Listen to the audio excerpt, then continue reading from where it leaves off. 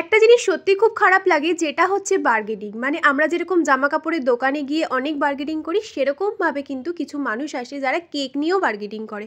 আচ্ছা তোমরা বলো, জামা কাপড়ের সাথে কি কেকের কখনো তুলনা হয়?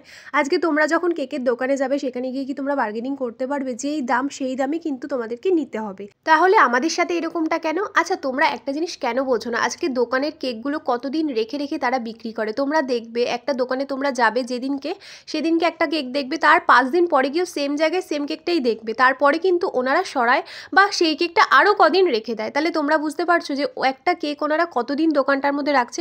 কিন্তু আমরা কি করি, আমরা কিন্তু একদম ফ্রেশ জিনিস দিয়ে তোমাদেরকে দেই।